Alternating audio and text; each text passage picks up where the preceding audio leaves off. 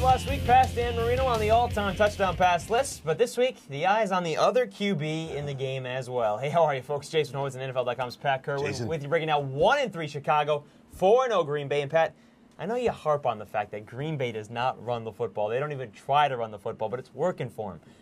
Can they just go out there and be one-dimensional against Chicago? They can in this game, but to continue that thought that they could do it all year, I think that's a whole other story. Right now they can do it against Chicago, and they're going to throw the ball 42 to 45 times in this football game, and they're going to ignore the run against the Bear defense that's still pretty good against the run. So here we go again. Favre, in 2 weeks in a row with over 300 yards passing, I'm thinking it's going to be 3. So get into this for me a little bit, because now you got Favre up against the defense, and Brett Favre in the last 2 weeks has not thrown an interception, which is absolutely fantastic for him. By the way, he still has a chance to break that record this weekend.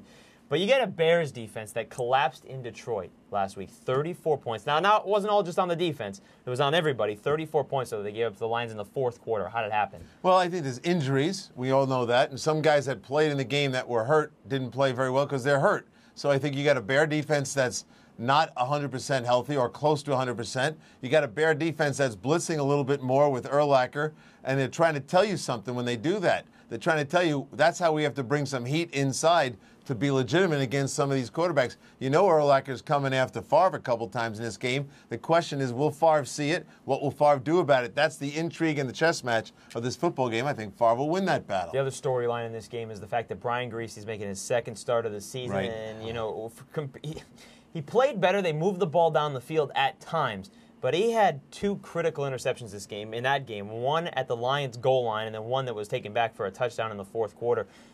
Did you see that much of a difference between Griese and Grossman? Yeah, I think there was some difference. There was a drive late in the second quarter that looked really good to me and the fellas I was watching the game with, Boomer Esiason and Danny and the other guys.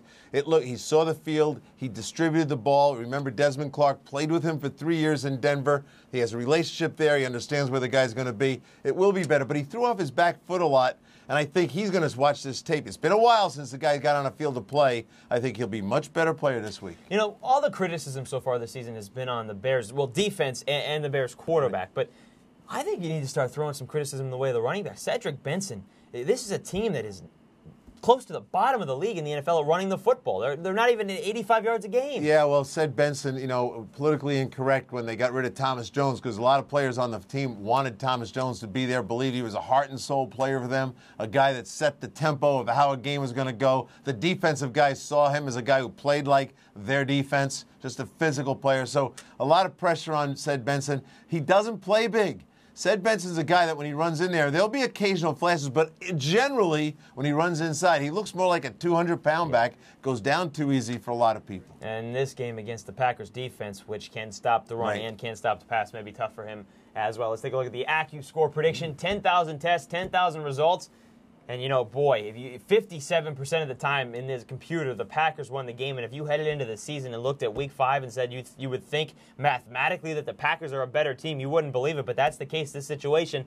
Do you think the Green Bay wins? I think Green Bay wins this football game, but I don't know how they're going to get the Bears up to the points that the computer's going to get. Remember, this is an 8-game winning streak for the Green Bay Packers. And inside that winning streak, they're giving up less than 14 points a game.